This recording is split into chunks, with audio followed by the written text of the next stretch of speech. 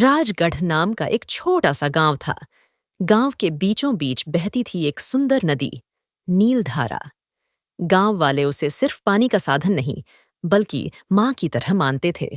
सुबह लोग उसी के तट पर पूजा करते, बच्चे वहीं खेलते और किसान उसी पानी से अपनी जमीन सींचते। लेकिन जैसे जैसे समय बदला, लोग धीरे धीरे लालच में डूबने लगे। किसान ज्यादा फसल उगाने के लिए नदी किनारे रसायन डालने लगे। गांव के कुछ लोग नहाने धोने के साथ साथ उसमें कचरा भी फेंकने लगे, और धीरे धीरे नीलधारा का पानी हरा और फिर काला पड़ गया। गांव के बच्चों में एक टोली थी। आरव सबसे समझदार, गुड्डी हंसमुख और जिज्ञासु, मोहित थोड़ा शरारती, और नन्ही सी सीमा जिसकी आंखों में हमेशा सवाल होते थे। एक दिन बच्चे नदी के किनारे बैठे थे। सीमा ने मासूमियत से पूछा, अगर नदी हमारी माँ है तो हम इसे बीमार क्यों कर रहे हैं? सब चुप हो गए। आरव ने कहा, शायद बड़े लोग समझ नहीं पा रहे, लेकिन अगर हम चाहें तो नदी को बचा सकते हैं। बच्चों ने ठान लिया कि नदी को बचाना है। उन्होंने सबसे पहले गांव वालों से बात करने की कोशिश की। वे चौपाल पर गए और सबको समझाया, अगर नदी गंदी हो जाएगी तो खेत सूख जाएंगे, मछलियां मर जाएंगी और हमारी जिंदगी भी मुश्किल हो जाएगी। पर बुजुर्ग हंस पड़े, तुम लोग अभी छोटे हो, समझते नहीं, ये सब तो चलता रहता है। बच्चे निराश हो गए, लेकिन उन्होंने हार नहीं मानी। उन्होंने खुद छोटे छोटे कदम उठाने शुरू किए। जो लोग नदी में कचरा फेंकते, वे चुपके से कचरा निकालकर गड्ढे में दबा देते।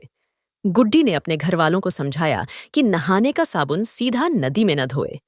मोहित, जो हमेशा शरारती रहता था, इस बार बच्चों का नेता बन गया। वह हर छोटे बच्चे को रोकता, कचरा नदी में नहीं, डिब्बे में डालो।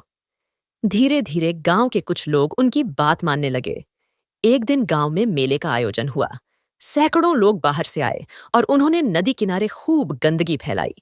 प्लास्टिक, बचा हुआ खाना और तेल सब नदी में चला गया। अगले दिन नदी से बदबू आने लगी। मछलियां तड़प तड़प कर मरने लगीं। गांव वाले घबरा गए। उन्हें समझ आया कि बच्चे सही कह रहे थे, लेकिन अब सवाल था, इतनी बड़ी नदी को साफ कैसे किया जाए? आरव ने एक योजना बनाई। उसने कहा, अगर हम सब मिलकर रोज थोड़ी थोड़ी मेहनत करें तो नदी फिर से साफ हो सकती है। बच्चों ने नारा बनाया, नीलधारा हमारी माँ है, इसे फिर से नीला बनाएंगे। उन्होंने गांव के हर घर जाकर समझाया। कुछ ही दिनों में लोग उनके साथ जुड़ गए। गांव वाले, बच्चे और औरतें सब मिलकर नदी की सफाई में जुट गए। किसी ने जाल डालकर प्लास्टिक निकाला, किसी ने किनारे की झाड़ियों को काटकर रास्ता साफ किया। औरतें बच्चों को सिखाने लगीं कि पानी बर्बाद नहीं करना है। गुड्डी ने रंगीन झंडे बनाकर नदी के किनारे गाड़ दिए, जिन पर लिखा था, नदी में गंदगी मत डालो। धीरे धीरे गांव में बदलाव दिखने लगा। किसान अब कम रसायन डालते और जैविक खेती सीखने लगे। बच्चे हर रविवार नदी के किनारे इकट्ठा होकर सफाई करते। गांव का मंदिर और स्कूल दोनों ने मिलकर नदी के महत्व पर सभा आयोजित की। और कुछ महीनों बाद नीलधारा फिर से चमक उठी। पानी इतना साफ कि उसमें आसमान और पेड़ों की परछाई दिखने लगी।